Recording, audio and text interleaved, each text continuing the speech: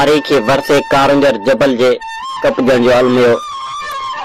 बेटा ही सचल सामी जे सिंध के शायर जन्नतुल फिरदौस जो लक़ब ॾियनि था। सिंध जंहिंजा चारई पासा सोन जिया सोन सरीखा लगन था। किंजर खां कारंजर, केटी बंदर खां कराची, मलीर खां मकली ताईं सिंध जी सूंह मुल्कन में मशहूर है।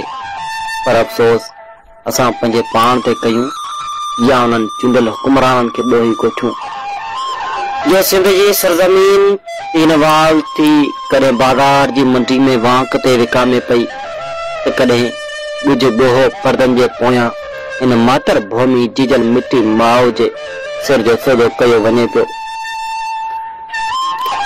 इन किसे में कसूरवार उहे लीडर आहिनि जेके जॾहिं सियासी जलसे में जीजल सिंध के जान ॾियण जूं हामूं हणी जोश में रोई बि पवनि था, तॾहिं बि कंहिं शाइर जूं सिटूं तरी अचनि थियूं। मूं पक सुञाता पंहिंजा हा धारनि सां गॾु धाड़े में ते वाट ॾचाऊं बेरनि खे वांगी अणनि जे वाड़े में। सिंध जंहिंजे चपे चपे हेठि हीरनि ऐं मोतियुनि जा खज़ाना आहिनि, उते फितर जे अजीब नज़ारनि जूं अजीब ॻाल्हियूं आहिनि दोस्तो। पेशा खंड जे वॾे में वॾे कब्रिस्तान, मकली माठ में मदफून थियल दरवेशनि जा दीदार कजनि या केटी बंदर जे किनारनि ते लहरनि जे छिरनि जा साज़ सुर पखेड़जनि। गोरखिल जूं ॻाल्हियूं कजनि या कारंजर जी ऊचे घाट जी हाम हणिजे। पर अफ़सोस जहिड़ी ॻाल्हि आहे, ताज़ो लाड़ थरदी ख़ूबसूरती जो अञाण बणियल सियाहनि जे सफ़र जो सुकून, शांत ये सरजमीन मंजिल रुपले कोली जे जन्म भूमि के टोड़े टुकड़ा करण जूं साज़िशूं सिटे कारंजर जे कपण लाइ ॿेड़ियनि मशीननि धरती धोड़े छॾी। कारंजर जे मोरनि में कीहूं पइजी वयूं, रुपले कोली जे राज धणियुनि जूं दिलियूं धड़कण लॻियूं। ढेलनि में ढारूं पइजी वयूं, गिरेनाइट पत्थर जे पहाड़नि खे बारूद जे धमाकनि सां पुरदा पुरदा कयो वियो। कारंजर जी कच्छ में के तारीख़ी माग मकाम अचनि था। कारंजर के सिंध जे शाइरनि पंहिंजे मोतियुनि जहिड़े लफ़्ज़नि सां शाइरी करे मशहूर फनकार ख़ूब कारंजर जे सूंद कलाम ॻाया आहिनि।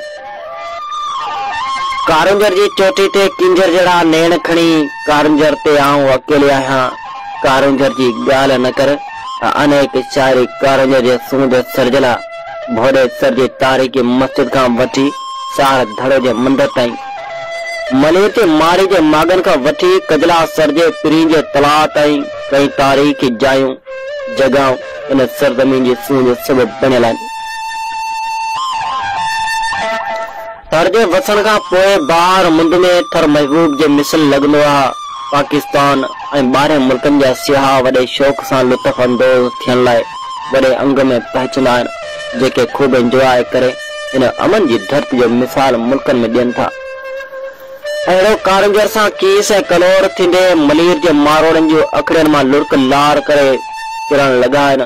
पर जे सुञाण धुरियुनि ऐं सिविल सोसाइटी जे माण्हुनि मज़मत कंदे रोडनि ते निकिता त उते जे थर जे गामनि घसनि ऐं घिटियुनि खां वेंदे धनारनि जे मज़मती दाऊं सोशल मीडिया जे स्क्रीन ते दुनिया में धूम मचाई।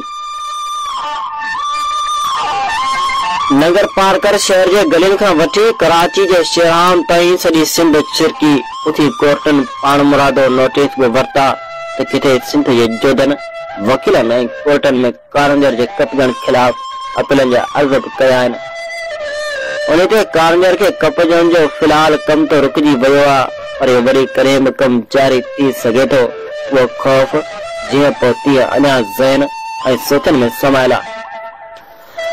अफ़सोस आहे उन हुक्मरान धुरियुनि ते जेके सिंध जी सरजमीन खे संभालण बदिरां कुदरती फितरत जे ख़ूबसूरती खे कपण ऐं कोरण लाइ ॿाहिरि मुल्कनि जी कंपनियुनि खे लीज़ूं ॾेई तबाही जा सर्टिफिकेट ॾेई रहबर मां रहबरनि साबित थियूं।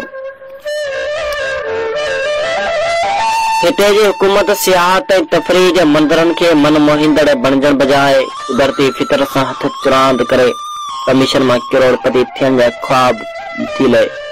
उन खूबसूरत कुदरती तारीख़ी मंदरनि जी खूबसूरती वधाइण बदिरां सूंह खे मुतासिर करण में मदद करे थी। सियाहत सकाफत खातो होंदो ही उन्हीं जे लाइ आहे त तारीख़ मागन जी मालकी करे धरती जो कदीम आसारन के उजागर करे। पर अफ़सोस हिते वो खातो पंहिंजे कम विसारे वेठो आहे। उन कारनि जे सूंह खां वधीक सुहिणो बणाइण लाइ सकाफत सियाहत खातो कुछ कम कराए तो पाकिस्तान ऐं सिंध में उन्हीं जी बराबर को भी माग न मिलंदो। उन लाइ ख़ास तौर सिंध जे हुक्मरान के घुर्जे यानी सिंध जे सकाफती वरसे कारनि जी मालकी करे सभिनी कंपनियुनि के ॾिनल लीज़ूं रद्द करे इन तफ़री माग के ख़ूबसूरत बणाइण लाइ कदम खया वञनि। सियाहनि जे लाइ तफ़री सहूलियतुनि लाइ कुझु रक़म हुकूमती खज़ाने में कढे सिंध जे सूंह खे मुल्क में मशहूर करण लाइ कदम खणिजे।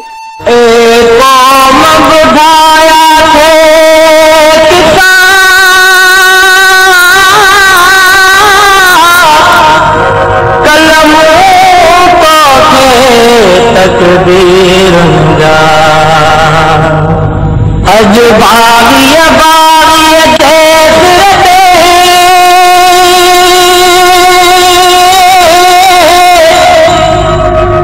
अज बागिया बागिया देख